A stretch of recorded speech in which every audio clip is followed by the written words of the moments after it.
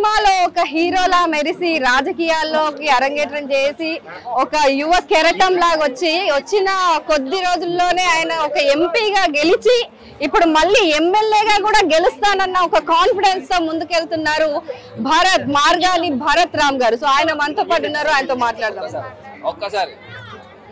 So నమస్తే భరత్ గారు, ఎలా ఉన్నారు? సో ఏంటి ఈ కాన్ఫిడెన్స్? వై నాట్ 175 అనేసి ఎందుకు అంత కాన్ఫిడెంట్ గా చెప్తున్నారు? ఇది కాన్ఫిడెన్సా, ఓవర్ కాన్ఫిడెన్స్?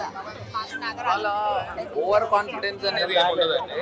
ఎందుకంటే మేము ప్రతి నియోజకవర్గము ఒక కాన్స్టిట్యున్సీ ఒక యూనిట్ గా తీసుకుంటాం. సో ఇవాళ పార్టీలకి సంబంధం లేకుండా బీట్ యువర్ టీడీపీయా, జనసేన, వైసీపీయా సంబంధం లేదు. పేదరికం ఒకటే కొలమానంగా తీసుకుంటాం. వీళ్ళల్లో ఎవరికి పేదరికంలో ఉన్నారో వాళ్ళందరికీ ఇవాళ సంక్షేమ పరిపాలన అందిస్తాం. ఇది ఒకటే కాకుండా ఎన్నో విప్లవాత్మకమైన మార్పులు తీసుకొస్తూ ఉన్నాం. చూస్తే ఎడ్యుకేషన్ రంగంలో గతంలో గవర్నమెంట్ స్కూల్స్కి వెళ్ళేవారే కాదు. ఒకవేళ వెళ్ళినా కానీ ఏదో అడపా కొంతమంది ఉండేవారు. ఇవాళ నా బోటి వాళ్ళ దగ్గరకు వచ్చి ఫలానా గవర్నమెంట్ స్కూల్లో సీట్ ఇప్పించమని అడుగుతున్నారు అంటే కార్పొరేట్ స్కూల్స్ కి మ్యాచ్ చేస్తూ ఉన్నాం. గతంలో ఎడ్యుకేషన్ మాఫియా చేతిలో గవర్నమెంట్స్ ఉండిపోవడం జరిగింది. ఇవాళ 70,000 crores ఇన్వెస్ట్మెంట్ తో నాడు నేడు కిందన మొత్తం స్కూల్ వ్యవస్థ మార్చాం. సో ఇవి ప్రజల దగ్గరికి వెళ్తా ఉన్నాం. మీ ఊర్లో ఇది జరిగింది, మీ ఊర్లో ఈ మంచి జరిగింది. మరి అదొకటే కాకుండా హెల్త్ రంగం పైన కూడా కరోనా వచ్చిన తర్వాత కొన్ని లక్షల మంది చనిపోయారు, కోట్ల మంది చనిపోయారు. సో వీళ్ళందరినీ కూడా దృష్టిలో పెట్టుకుని ప్రతి నియోజకవర్గంలోనూ సిటీ హెల్త్ సెంటర్స్ అని, ప్రైమరీ హెల్త్ సెంటర్స్ అని, మెడికల్ కాలేజెస్ అని 16 మెడికల్ కాలేజీలని మరి ఇనిషియేట్ చేశారు. ఇవాళ రాజమండ్రిలో 150 మంది పిల్లలు ఆల్రెడీ ఎంబీబీఎస్ గవర్నమెంట్ మెడికల్ కాలేజీలో చదువుతా ఉన్నారు. సో ఇవన్నీ డెవలప్మెంట్ కాదా? 2022లో మీకు అవార్డు రావడం జరిగింది, Bharat youth award something, parliament లో వచ్చింది కదా. సో అప్పుడే ఏం తెలిసింది అసలు? అంటే అప్పుడు లాక్డౌన్ వచ్చింది, ఆ టైంలో మీ అభివృద్ధి ఏం చేశారనేసి ఏం గుర్తించి ఇచ్చారు? ఆ రోజులో మేము కరోనాలో చేసిన సర్వీసెస్ బేస్ చేసుకుని, మీకు ఎవరికి కూడా చాలా మందికి తెలియదు, ఐ మేడ్ ఎ డాక్యుమెంట్ చేసి గవర్నమెంట్ ఆఫ్ ఇండియాకి పంపించినప్పుడు నీతి ఆయోగ్ దగ్గర నుంచి వచ్చిన భారత్ గౌరవ్ అవార్డు అన్నమాట. సో దాంట్లో మనం చేసిన కార్యక్రమం ఏంటంటే 25,000 కిట్స్ ఫస్ట్ వేవ్ లో హార్లిక్స్ ఫ్యాక్టరీ నుంచి, ఓఎన్జీసీ నుంచి, గెయిల్ నుంచి, కోకోకోలా ఫ్యాక్టరీ నుంచి, పేపర్ మిల్స్ దగ్గర నుంచి, వీళ్ళందరి దగ్గర నుంచి ఆల్మోస్ట్ 2 crores వర్త్ ప్రోడక్ట్స్ తీసుకున్నాం. ఒక్కొక్క కిట్ 25,000 కిట్స్ తయారు చేసాం. ఒక్కొక్క కిట్ లో 18 ఐటమ్స్ ఉన్నాయి. అవన్నీ మీవేనా డబ్బులు? అదే వీళ్ళందరి దగ్గర నుంచి తెచ్చాం. సిఎస్ఆర్ యాక్టివిటీలో ఆల్మోస్ట్ 2 crores వర్త్ ఇవన్నీ తీసుకుని వచ్చి ఒక కిట్స్ తయారు చేసి ఫస్ట్ వేవ్ లో కంటైన్మెంట్ జోన్స్ లో అందరూ భయపడేవారు.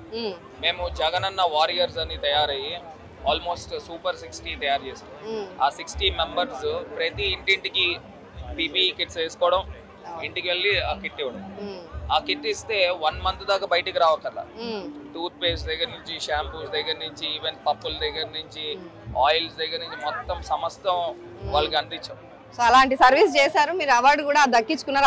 అదే మీ నోటి ద్వారా చెప్పిద్దామని అడిగాను.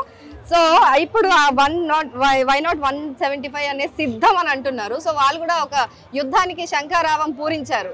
సో జనసేన అండ్ టీడీపీ సంయుక్తంగా మిమ్మల్ని ఎదుర్కోవడానికి వాళ్ళు కూడా శంఖారావం పూరించేశారు. అండ్ ఇక్కడ మీ కాన్స్టిట్యుయెన్సీలో రాజమండ్రిలో టీడీపీ కంచుకొట్టగా ఉంటుంది ఎప్పటి నుంచో.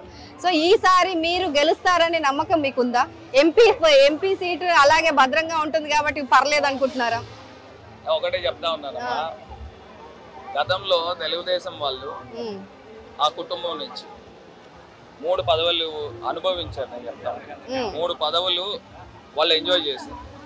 ఇప్పుడు ఎమ్మెల్యేగా కానీ, గతంలో మేయర్గా కానీ, లేకపోతే మేమిచ్చిన ఎమ్మెల్సీ కానీ 16 సంవత్సరాలు ఉండి రాజమండ్రికి ఫలానా ఇది ఒకటి చేశానని చెప్పగలరా? ఇది ఒకటి చేశానని చెప్పగలరా? మనం ఇదే ప్రాంతంలో ఇక్కడ గ్లో గార్డెన్ లో ఉన్నాం. ఇది నేను చేశానని గర్వంగా చెప్తాను. మోరంపూడి ఫ్లైఓవర్ నేను చేశానని గర్వంగా. పూర్తయిందా మోరంపూడి ఫ్లైఓవర్? ఇప్పుడు నెక్స్ట్ మంత్ ఓపెన్ అవుతుంది. నెక్స్ట్ మంత్ ఈ నెల 10వ తారీఖు ఓపెన్ చేస్తానని అన్నారు. రకరకాల వర్క్స్ జరుగుతూ ఉంటాయమ్మా. ఇప్పుడు that is almost 1.5 kilometer flyover. అది it's not a small one. రకరకాల ఇన్స్పెక్షన్స్ జరుగుతాయి, రకరకాల టెక్నీషియన్స్ మొత్తం అంతా కూడా టెక్నికల్గా అన్ని పరిశీలిస్తూ ఉంటారు. So it takes time, maybe 1 monthలో కంప్లీట్ చేస్తాం. ఇవాళ ఎయిర్పోర్ట్కి 355 కోట్లు నేను తీసుకొచ్చానని గర్వంగా చెప్తాను. రాజమండ్రి రైల్వే స్టేషన్కి 270 కోట్లు నేను తీసుకొచ్చానని గర్వంగా చెప్తాను. కేంద్ర ప్రభుత్వం ఇచ్చినప్పటికీ కూడా ఒక ఎంపీగా పోరాడాల్సినోడు ఒక ఫెసిలిటేటర్ ఒకడు ఉండాలి. సో వై రాజమండ్రి 355 crores ఎందుకు ఇవ్వాలా? Vijayawada being a capital city and that to it's an international airport, Amaravati capital అని ఒప్పుకుంటున్నారా? ఓన్లీ ఫర్ 290 crores ఇచ్చారు. ఎందుకు 290 కోట్లు? వై ఓన్లీ రాజమండ్రి 355 కోట్లు? Because we did it. And at the same time Rajahmundry railway station కూడా మొన్న శంకుస్థాపన లేదు. So I use my good offices use చేసి నేను we've got 270 crores. సో ఇట్లాగా రాజమండ్రిని రూపం మారుస్తా ఉన్నాం. సో నేను ప్రజల దగ్గరికి ఒకటే వెళ్తా ఉన్నాం, నాకు ఓటేమని నేను అడగట్లా. రాజమండ్రి అభివృద్ధి చెందితే అభివృద్ధికి ఓటేమని అడుగుతాం. సో రాజమండ్రిని మరో ముంబై చేస్తాం అంటున్నారు, అంతేనా? So over a period it happens అండి. నేనేదో మీరు నాకేదో ఒక వేసి సోషల్ మీడియాలో ట్రోల్ చేసే విధంగా చేయదు. లేదు లేదు, జస్ట్ ఆస్కింగ్, మీ చెప్పిన మాట ఇది. రాజమండ్రి పరిధి చుట్టూ తిరిగితే ఒక 20 kilometers ఉంటుంది. ఓకే. సో 20 kilometers లో ది బెస్ట్ సిటీ కింద చేస్తాం. I'm telling you now. So ఎవరు ఎన్ని మాటలు మాట్లాడుకున్నా దేవుడు దయతో, జగనన్న ఆశీర్వాదంతో, ప్రజల యొక్క ఆశీర్వాదంతో రాజమండ్రి సైజ్ ఆఫ్ ద సిటీకి తగ్గట్టు ఆంధ్రప్రదేశ్ లో నెంబర్ 1 కాదు, ఇండియాలో నెంబర్ 1 చేసే విధంగా నా ప్రయత్నం. రైట్. అయితే మీరు ఇప్పుడు జగనన్న ఆశీర్వాదం అంటున్నారు. జగనన్న ఆశీర్వాదం సొంత చెల్లెలకే లేకుండా పోయింది. సో సొంత చెల్లెలే తిరగబడింది. సో షర్మిల గారు ఇప్పుడు కాంగ్రెస్ పార్టీ అధినేత ఆవిడ ఇక్కడ. సో ఆ కోణాన్ని మీరు ఎలా చూస్తారు? అసలు ఇదంతా పరిణామాలు దేనికి దారితీస్తాయి అనుకుంటున్నారు? ఒకటమ్మా, ఇవాళ షర్మిల గారు ఆమె ఒక పార్టీ పెట్టుకున్నారు, తెలంగాణలో రాజన్న రాజ్యం తీసుకురావాలి అని వారు ఒక పార్టీ పెట్టుకున్నారు. మరి ఆ పార్టీ ఎందుకు మరి తీసేశారో వారికే తెలియాలి. మళ్ళీ యూటర్న్ తీసుకుని ఇక్కడ ఆంధ్రాలో వచ్చి ఇక్కడ కాంగ్రెస్ పార్టీలో విలీనం చేసి ఆంధ్రాలో వచ్చారు. మరి తెలంగాణలో వాళ్ళకి వచ్చిందా, ఆమె ఆశించింది అయ్యిందా అని అడుగుతా ఉన్నారు. వాళ్ళు ఆంధ్ర వచ్చారు. సో ఏదైనా ఒక పార్టీ ఉంది అని అంటే ఇది జగన్మోహన్ రెడ్డి గారు రెక్కల కష్టంతో పుట్టిన పార్టీ. ఇది వైఎస్ఆర్ కాంగ్రెస్ పార్టీ అంటే తండ్రి తీసుకొచ్చి పార్టీ పెట్టాల. జగన్ గారు ఆయన రెక్కల కష్టంతో పార్టీ పెట్టుకున్నారు. కాంగ్రెస్ పార్టీ జైల్లో వేయించారు. రాజశేఖర్ రెడ్డి గారి పైన FIR కూడా కట్టించిన ఇదే కాంగ్రెస్ పార్టీలో మరి షర్మిల గారు వెళ్ళి ఆమె పార్టీ విలీనం చేశారని అంటే ఆమెని ఒకసారి ఆలోచన చేయమని కోరుతాం. ఆవిడ మీకు ఒక సవాల్ విసురుతుంది, సొంత చెల్లెలకే ఆయన అవకాశం ఇవ్వలేదు, మిమ్మల్ని ఏం చూసుకుంటారు అనేసి. కార్యకర్తలు ఇప్పుడు రాజకీయ పార్టీలు అంటే ఇవేమి కుటుంబ పార్టీలు ఏం కాదు, ఇదేం ఫ్యామిలీ ప్యాకేజ్ ఏం కాదు. ఒక పార్టీ ఉందంటే తల్లి తండ్రి అన్న చెల్లి వీళ్ళందరూ ఒకే పార్టీలో ఉండి పదవులు అనుభవించేదేం కాదు కదా. ఇది ప్రజా వ్యవస్థతో పుట్టిన పార్టీ, రాజశేఖర్ రెడ్డి గారి ఆశయాలతో పుట్టిన పార్టీ. సో ముఖ్యమంత్రి గారు is leading, so is leading his best. అయితే ఇప్పుడు అన్ని అందిస్తున్నారు, సంక్షేమ పథకాలు పేరుకు బాగున్నాయి, నవరత్నాలు అని చెప్పేసి అన్ని పేర్లు కూడా చాలా చాలా మంచి మంచి పేర్లు పెట్టి సంక్షేమ పథకాలు పేరు అందిస్తున్నారు. కానీ పథకాలేనా, మరి ఉద్యోగాలు వద్దా ప్రజలకి? నేను అదే చెప్తున్నా. ఇవాళ 16 మెడికల్ కాలేజీలు వచ్చినాయి. అంటే ఉద్యోగాలు ఐటీ కంపెనీలు ఇవన్నీ ఎందుకు స్థాపించలేదు? 16 మెడికల్ కాలేజీలో 16 మెడికల్ కాలేజీలో how much is the employment you know it? Not less than 2000 people will get employment there. At the same time గత ప్రభుత్వంలో Telugu Desam being in the ruling party central government లో వాళ్ళు ఎంత ఇన్వెస్ట్మెంట్స్ తెచ్చారు, మేము ఎంత ఇన్వెస్ట్మెంట్స్ తెచ్చాము, బియాండ్ వాళ్ళకన్నా చాలా ఎక్కువ తీసుకుని వచ్చామే. దట్ టు 2 years కరోనాతో పోయినప్పటికీ కూడా ఇవాళ నా పార్లమెంట్ కాన్స్టిట్యున్సీలోనే గ్రాసియం ఇండస్ట్రీ తీసుకుని వచ్చాం. టాటా ఆదిత్య బిర్లా వాళ్ళది ఆల్మోస్ట్ 1800 crores తో కెమికల్ ఫ్యాక్టరీ తీసుకొచ్చాం. ఇదే గోకవరం దగ్గర నా పార్లమెంట్ అంటే పక్కన వచ్చే దాంట్లో బయో ఇథినాల్ ప్లాంట్ తీసుకుని వచ్చాం. అదే విధంగా గోపాల్పురం కాన్స్టిట్యున్సీలో బయోకెమికల్ ఫ్యాక్టరీ ఒకటి తీసుకుని వచ్చాం. అదే విధంగా పామ్ ఆయిల్ కి సంబంధించి ఒక ఇండస్ట్రీ తీసుకున్నాం. పేపర్ మిల్ ఉంది, రాజమండ్రి పేపర్ మిల్. వాళ్ళ ఎక్స్పాన్షన్ కడియంలో ఆల్మోస్ట్ 1300 crores తో చేస్తూ ఉన్నారు. సో ఇవన్నీ డెవలప్మెంట్ కాదా అని అడుగుతా ఉన్నా. సో డెవలప్మెంట్ గానీ ఉద్యోగాలు కల్పించలేకపోయారు అనేది ఒకటి. డెవలప్మెంట్ తో పాటు ఒక్కొక్క ప్లాంట్ లో 2000-2400 మంది పనిచేస్తా ఉన్నారే. వాళ్ళేమి పక్క రాష్ట్రాల నుంచి తీసుకొచ్చి ఏమి ఇక్కడ ఇంపోర్ట్ చేయాల. జగన్ గారు ఒక పాలసీ కూడా తీసుకున్నారు, సన్ ఆఫ్ ద సాయిల్ అని. అంటే 80% of the employment has to given in the local for the locals only. మీరు ఎక్కడో గుజరాత్ నుంచి తీసుకొచ్చావో లేకపోతే ఇంకో చోట తీసుకొచ్చి ఇక్కడ ఎంప్లాయ్మెంట్ ఇవ్వడం కాదు, సన్ ఆఫ్ ద సాయిల్ అంటే ఇక్కడ పుట్టిన పెరిగిన వాళ్ళకి 80% ఉద్యోగాలు ఇవ్వాలని. మరి ఇవన్నీ ఎవరు తీసుకుంటారు? మరి ఇక లోకల్ గా ఉన్న ప్రజలే కదా ఉద్యోగాలు దక్కుతా ఉన్నాయి. అయినప్పటికీ కూడా ఇవాళ సంక్షేమంలో ముందరకు వెళ్ళాము. రేపు రాబోయే రోజుల్లో విశాఖపట్నం దగ్గర నుంచి చెన్నై దాకా కోస్టల్ కారిడార్ తీసుకొస్తాం. ఖచ్చితంగా మేము ఫైట్ చేసి గవర్నమెంట్ ఆఫ్ ఇండియాలో ఫైట్ చేసి, ఎందుకంటే that is placed in the AP reorganisation act. So ఖచ్చితంగా అది హక్కు, ఆ హక్కు ఇవ్వాల్సిందే. దానిపైన పోరాటం చేసి ఖచ్చితంగా కోస్టల్ కారిడార్ తీసుకుని వచ్చి అక్కడ హండ్రెడ్స్ ఆఫ్ ఇండస్ట్రీస్ తీసుకుని వస్తాం. 9 ఫిషింగ్ హార్బర్స్ నిర్మాణం జరుగుతూ ఉన్నాయి, 3 పోర్టులు నిర్మాణం జరుగుతూ ఉన్నాయి, కాకినాడ పోర్ట్ అప్గ్రేడ్ జరుగుతూ ఉన్నాయి. సో ఇవన్నీ కూడా ఓవర్ ఏ పీరియడ్ జరుగుతూ ఉన్నాయి. ఎక్కడా కూడా ఇండస్ట్రియల్ గ్రోత్ లో ఎక్కడా కూడా బ్యాక్ స్టెప్ లో లేము. We are in the forward step.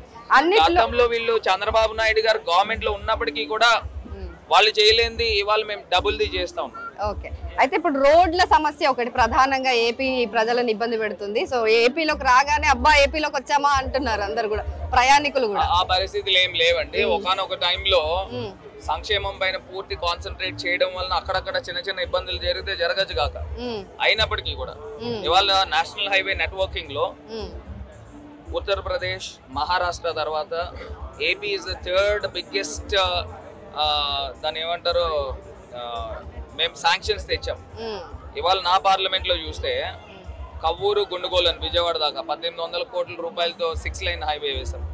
ఇవాళ రాజమండ్రి నుంచి అనకాపల్లి దాకా 6 లైన్ రోడ్ కి 5000 కోట్లు శాంక్షన్ తీసుకొచ్చాం. గ్రీన్ ఫీల్డ్ హైవేకి 2800 కోట్లు శాంక్షన్ తెచ్చాం. అదే విధంగా జీలిగిమిల్లి నుంచి కొయ్యలగూడెం దాకా 180 కోట్ల రూపాయలతో ఆ రోడ్ కంప్లీట్ చేశాం. ఇట్లా నేను చెప్పడానికి చాలా ఉన్నాయి.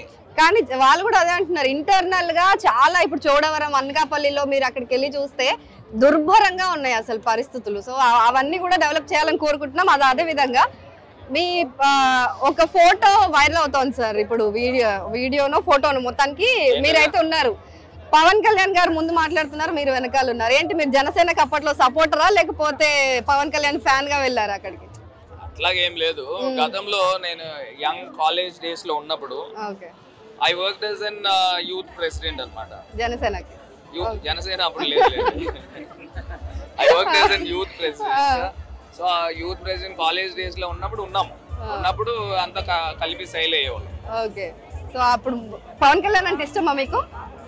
అంటే అట్లాగే ఏం లేదండి. ఇప్పుడు ఆ రోజుల్లో మా నాన్నగారు ఈ aspired for an MP for Rajahmundry by that time. So అప్పుడు ప్రజారాజ్యం టైంలో మరి నాన్నగారికి సర్వీసెస్ ఉపయోగించుకున్నారు, టికెట్ ఇవ్వలేదు ఆ రోజుల్లో. సో ఆ టైంలో నేను I work as N youth MP. I work for my father. It's not, I don't have any personal affiliations with those people.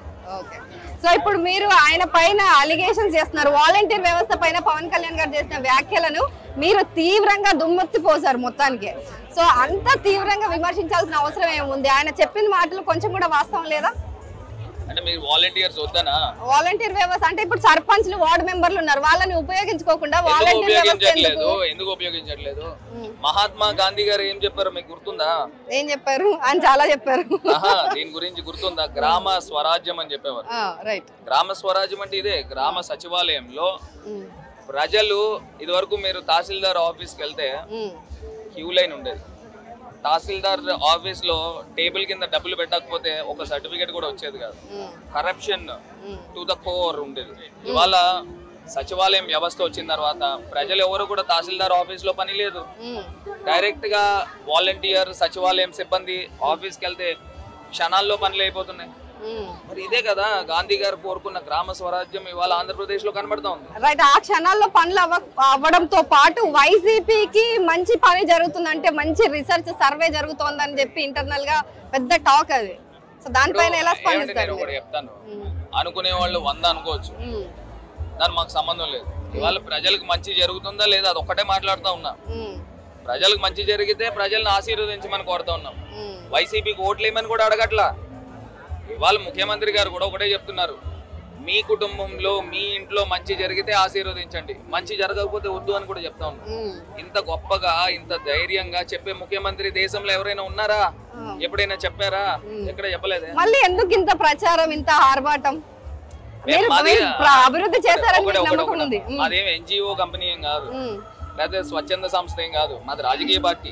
ప్రచారం చేసుకోకపోతే ఇంట్లో వెళ్ళి కూర్చుంటామా ఏంది? ఇన్ని లక్షల కోట్లు పెట్టి కాదు, మీరు చూసారా లక్షల కోట్లు పెట్టారని? అంటే అన్ని ఎల్ఈడీలు అవన్నీ కూడా ఫ్రీగా రావు కదా. ఇది రాజకీయ పార్టీ అమ్మా. ఓకే, ఎక్కడైతే మాకు షరతులు ఉంటాయో దానికి లోబడే చేస్తాం. Right right. అయితే మీతో పాటు మీ పక్కన కూర్చొని మీ పార్టీకి చెందిన ఒక ఎంపీ మీరు కలిసి, అంటే ఎంపీ రఘురామరాజు గారు, కృష్ణంరాజు గారు, సో ఆయన మీరు కలిసి పార్లమెంట్ లో ఎందుకు ఆ విభేదాలు వచ్చాయి మీకు? అసలు ఆయనతో మీకు సంబంధాలు ఎలా ఉంటాయి? మీరు ఆయన్ని చూసారో లేదో నాకైతే తెలియదు, కొంచెం అవుట్ ఆఫ్ ద పిక్చర్ లో ఉంటాడు. ఎప్పుడు కూడా అతను చాలా గొప్పగా ఊహించుకుంటూ ఉంటాడు, నాది మోడీ రేంజ్ అని ఊహించుకుంటూ ఉంటాడు. అయ్యో, సో ఇప్పుడు పార్టీలో అంత గొప్ప వ్యక్తి ఉంటే మీకే మంచిది కదండి. ఆయన ఊహించుకుంటాడు, నేను ఉన్నానని నేను చెప్పట్లా, మీరు అనుకుంటారేమో. సో అప్పుడు ఆయన గురించి పెద్ద మనం మాట్లాడాల్సింది ఇదేం లేదు. అంతేనా? సో జక్కంపూడి రాజా గారి గురించి మాట్లాడతారా? ఆయన ఒక నియోజకవర్గానికి శాసనసభ్యులు, నేను ఈ నియోజకవర్గానికి ఎంపీ, రేపు ఇప్పుడు ఎమ్మెల్యే అభ్యర్థి. సో ఇప్పుడు ఎమ్మెల్యేగా గెలిచి మంత్రి అవ్వాలని మీ దృఢ సంకల్పం, అంతేనా? నేను ఒకటే, నా టార్గెట్, నా ఎదురుగుండా ఉన్నది ఒకటే, రాజమండ్రి సిటీలో వైఎస్ఆర్ కాంగ్రెస్ పార్టీ జెండా ఎగరేయాల, జగనన్నకి రాజమండ్రి సిటీ మనం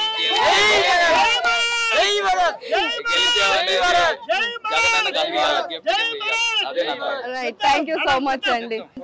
ఏదేమైనా సరే మేము వై నాట్ 175 175 సీట్లు మాకే మేము సిద్ధం అనేసి అని అంటున్నారు భారత్ గారు.